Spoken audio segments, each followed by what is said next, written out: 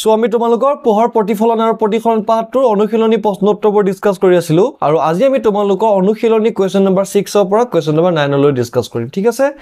okay আজি first প্ৰশ্নটো হৈছে যে কোৱেশ্চন নম্বৰ 6 অভিধানত থকা সৰু সৰু আখৰবোৰ পঢ়িবলৈ তুমি কেনে ধৰণৰ লেন্স ব্যৱহাৰ কৰিবলৈ বিচাৰিবা এতিয়া চোৱা অভিধানত দেখিছা ডিক্সনাৰী থকা সৰু সৰু আখৰবোৰ পঢ়িবলৈ তুমি কেনেকুৱা ধৰণৰ লেন্স ব্যৱহাৰ কৰিবা অপচন এ 50 সেন্টিমিটাৰ ফোকাস দৈৰ্ঘ্যৰ উত্তল লেন্স 5 সেন্টিমিটাৰ ফোকাস দৈৰ্ঘ্যৰ অৱতল লেন্স 5 সেন্টিমিটাৰ ফোকাস দৈৰ্ঘ্যৰ উত্তল লেন্স আৰু তোমাৰ 5 সেন্টিমিটাৰ ফোকাস দৈৰ্ঘ্যৰ অৱতল লেন্স এতিয়া চোৱা কমন সেন্সৰ কথা তোমালকে লেন্স এখন কেনেকৈ দিয়া ওচৰ দিবা ন ফাৰ্স্ট অপচনটো দেখিছানে অপচন নম্বৰ এ টো কি কৈছে 50 সেন্টিমিটাৰ মানে তুমি কি 50 সেন্টিমিটাৰ অলমোস্ট আধা মিটাৰ তুমি কি আধা মিটাৰ দূৰত এনেকৈ আইনাখন থবা নেকি ম্যাগনিফাইং গ্লাছখন যে তোমালোকৰ কেতিয়াবা জ্যামিতি বক্সত আহে যে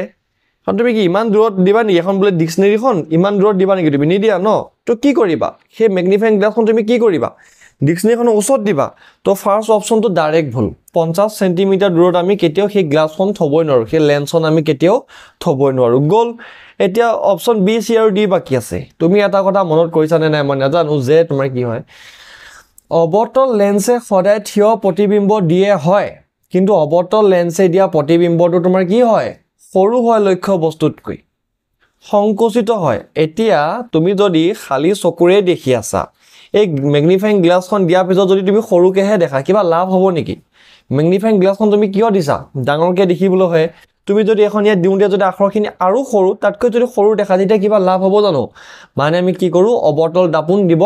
অবতল আমি লেন্স দিব নোৱাৰো so option number B to ভুল আৰু অপচন নম্বৰ ডি টু ভুল বাকি থাকিল option number C to 5 centimetre focus দৈৰ্ঘ্যৰ উত্তল লেন্স এটোৱে তোমাৰ শুদ্ধ উত্তল লেন্সে কি কৰে যদি তোমাৰ কি হ'ব উত্তল লেন্সে কি কৰে যদি তাৰ কি হ'ব তোমাৰ ফোকাস আৰু আলোক কেন্দ্ৰৰ মাজত থাকে তেতিয়া তোমাৰ কি হ'ব হি বিবৰ্ধিত প্ৰতিবিম্ব দিয়ে আৰু থিয় প্ৰতিবিম্ব আৰু অসৎ প্ৰতিবিম্ব দিয়ে মানে ঠিক আছে হি যেটা কি কৰে তোমাৰ বিবৰ্ধিত প্ৰতিবিম্ব দিয়ে ঠিক আছে সো অপচন সি টু তোমাৰ কি হ'ব কাৰেক্ট হ'ব ওকে 7 নম্বৰ প্ৰশ্নটো চোৱা 50 সেন্টিমিটাৰ ফোকাস দৈৰ্ঘ্যৰ অবতল দাপোন এখনৰ ব্যৱহাৰ কৰি আমি লক্ষ্য বস্তু এটাৰ থিয় প্ৰতিবিম্ব পাব বিচাৰো এতিয়া দাপোনৰ পৰা লক্ষ্য বস্তুটো দূৰত্ব প্ৰতিখৰ কিমান হোৱা উচিত আৰু কৈছে প্ৰতিবিম্বৰ প্ৰকৃতি কি আৰু প্ৰতিবিম্বটো লক্ষ্য বস্তুতকৈ ডাঙৰ নে সৰু হ'ব এই প্ৰতিবিম্বৰ গঠন দেখাৰ বাবে এটা ৰশ্মি চিত্ৰ আঁকা ফাৰ্স্ট তোমালোকে এটা বস্তু চোৱা এই কথাটো কি কৈছে আমাক কি অবতল দাপোন এখন দিয়া আছে অবতল দাপোন কি অবতল দাপোন তোমাৰ এইখন অবতল দাপোনৰ ফোকাস দৈৰ্ঘ্য কিমান বুলি কৈছে 50 সেন্টিমিটাৰ মানে এটো যদি ফোকাস হয় এটো যদি তোমাৰ মেৰু হয় এফ আৰু পি দূৰত্ব কিমান বুলি কৈছে 50 সেন্টিমিটাৰ ওকে এতিয়া তুমি চোৱা 50 সেন্টিমিটাৰ ফোকাস দৈৰ্ঘ্য এতিয়া আমি কি পাব লাগিব অসৎ প্ৰতিবিম্ব পাব লাগিব হয়নে অসৎ আৰু থিয় প্ৰতিবিম্ব পাব লাগিব চোৱা থিয় মানে অসৎ সৎ প্ৰতিবিম্ব কিটো থিয় হ'ব নোৱাৰে সৎ প্ৰতিবিম্ব সদায় উল্টা অসৎ প্ৰতিবিম্বই কি হ'ব তোমাৰ সদায় থিয় হ'ব গতিকে তুমি থিয় মানে কি বুজিবা অসৎ প্ৰতিবিম্ব বুজিবা এতিয়া অসৎ প্ৰতিবিম্ব এখন অবতল দাপোনে কেতিয়া দিব পাৰে অসৎ প্ৰতিবিম্ব এখন অবতল দাপোনে দিব পাৰে যদিহে তোমাৰ সেই দাপোনখন লক্ষ্য বস্তুটো তোমাৰ ক'ত থাকে এফ আৰু পিৰ মাজত যদি থাকে তেতিয়া হি কি দিব পাৰে তোমাৰ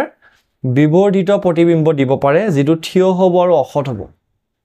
বুজি পাইছানে থিয় প্ৰতিবিম্ব দিবলৈ হলে লক্ষ্য বস্তুটো ফোকাস আৰু মেৰুৰ মাজত থাকিব লাগিব ঠিক আছে হেতু কৈছে যে কি তোমাৰ ফোকাস দৈৰ্ঘ্য 50 সেন্টিমিটাৰ হলে মই কালাৰটো চেঞ্জ কৰি লওঁ কি কৈছে 50 সেন্টিমিটাৰতকৈ কম দূৰত্বত বস্তুটো দাপোনৰ পৰা অৱস্থিত মানে হেতুৱে এই পি পৰা এফ লৈ কিমান 50 সেন্টিমিটাৰ তো 50 সেন্টিমিটাৰতকৈ অলপ ওচৰত থাকিব লাগিব 40 30 35 25 20 এনেকৈ থাকিব লাগিব ঠিক আছে মানে 0 আৰু 50 সেন্টিমিটাৰ ভিতৰত থাকিব লাগিব লক্ষ্য বস্তুটো দাপোনৰ ফোকাস দৈৰ্ঘ্য আৰু মেৰুৰ মাজত অৱস্থিত হেতুটো কলো ফোকাস দৈৰ্ঘ্য আৰু মেৰুৰ মাজত অৱস্থিত মানে ফোকাস আৰু মেৰুৰ মাজত থাকিব লাগিব প্ৰতিবিম্বটো অসৎ আৰু কি প্ৰতিবিম্ব লক্ষ্য বস্তুতকৈ বিবৰ্ধিত হ'ব ইয়েস প্ৰতিবিম্বটো কি হ'ব লক্ষ্য বস্তুতকৈ বিবৰ্ধিত হ'ব আৰু এটো কি অসৎ আৰু থিয় হ'ব ঠিক আছে সো তোমালোকে কনফিউজ নাখাবা তোমাৰ কি অবতল দাপোনৰ খালি এটাই নিয়ম আছে য'ত অসৎ থিয় আৰু বিবৰ্ধিত প্ৰতিবিম্ব দিয়ে অসৎ আৰু থিয় প্ৰতিবিম্ব দিয়া এটাই আছে তোমাৰ কি এই পোল মেৰু আৰু তোমাৰ ফোকাসৰ মাজত থাকিব লাগিব ঠিক আছে তেতিয়া আমি বিবৰ্ধিত প্ৰতিবিম্ব পাই যাম ওকে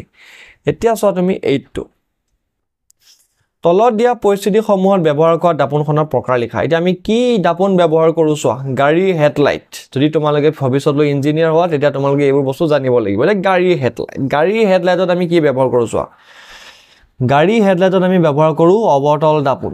এতিয়া অৱতল দাপোনত কিয় ব্যৱহাৰ কৰোঁ চোৱা অৱতল দাপোন এনে এখন অৱতল দাপোন হয়নে হয় এতিয়া অৱতল দাপোনত কি হয় যে তোমাৰ এই মুখ্য অক্ষৰ লগত যদি পেৰেলেলি যায় লাইটবোৰ তোমাৰ কি আহে এনেকৈ আহে হয়নে আৰু এডাল তোমাৰ ৰশ্মি যদি মুখ্য অক্ষৰ লগত সমান্তৰালকৈ যায় ই কি হ'ব তোমাৰ এনেকৈ ঘূৰি যাব ইয়াত লাইটবোৰ দেখিছানে সংকুচিত হৈ আহে তোমাৰ কি হয় কনভাৰ্জ হৈ আহে এই কনভাৰ্জ হৈ অহাৰ কাৰণে আমি কি কৰোঁ গাড়ী হেডলাইটবোৰত আমি কি কৰোঁ তোমাৰ অৱতল দাপোন ব্যৱহাৰ কৰোঁ গাড়ীৰ পোহৰবোৰ কি কৰে ধুনীয়াকৈ তোমাৰ লৈ যায় কিন্তু তোমাৰ উত্তল দাপোন হ'লে কি হ'ব পোহৰ ৰশ্মিবোৰ যেনি তেনি যাবগৈ একো তোমাৰ এটা লাইন নাথাকিব কিন্তু তোমাৰ অৱতল দাপোনত কি হয় তোমাৰ ধুনীয়াকৈ পোহৰৰ ৰশ্মিবোৰ লৈ গুচি যায় ওকে বি নম্বৰ প্ৰশ্নটো কৈছে যে গাড়ীৰ পিছলৈ চোৱা দাপোনত কি ব্যৱহাৰ কৰোঁ তাত আমি উত্তল দাপোন ব্যৱহাৰ কৰোঁ কিয় উত্তল দাপোন ব্যৱহাৰ কৰোঁ চোৱা আমাৰ গাড়ীৰ পিছফালে যিখন আইনা থাকে সেই আইনাখন আমি চাওঁ এই আইনাখনত তোমাৰ কি হ'ব আইনাখনত তোমাৰ আমি লক্ষ্য বস্তুবোৰ সৰুকৈ দেখিব বিচাৰোঁ যাতে আমি গোটেই পিছফালে থকা ৰাস্তাটো দেখা পাওঁ হয়নে নহয় তে সৰুকৈ দেখিব লাগিব আৰু থিয়কৈ দেখিব লাগিব সদায় সৰু আৰু থিয় সংকুচিত আৰু থিয় প্ৰতিবিম্ব দিয়া দাপোন এখনেই আছে সেইখন হৈছে তোমাৰ উত্তল দাপোন ঠিক আছে ওকে এতিয়া আছে সৌৰভাটিটো সেম তোমাৰ এইটো বস্তুৱে হয় তো কি হয় তোমাৰ অৱতল দাপোনে কি কৰে এই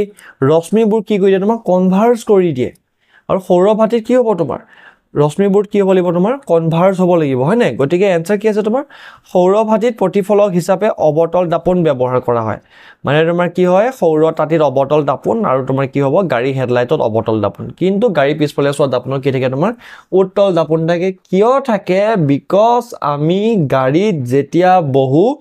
তাত আমি কি সৰু আৰু থিয় প্ৰতিবিম্ব দেখিব বিচাৰোঁ সৰু আৰু থিয় প্ৰতিবিম্ব দেখিবলৈ হ'লে সদায় আমি উত্তল দাপোনে ব্যৱহাৰ কৰিব লাগিব ঠিক আছে সো ষ্টুডেণ্টছ আজিলৈ ইমানেই আমি নেক্সট ক্লাছত ইয়াৰ পিছত কুৱেশ্যন ডিছকাছ কৰিম কুৱেশ্যন নম্বৰ 9 10 11 12 থেংক ইউ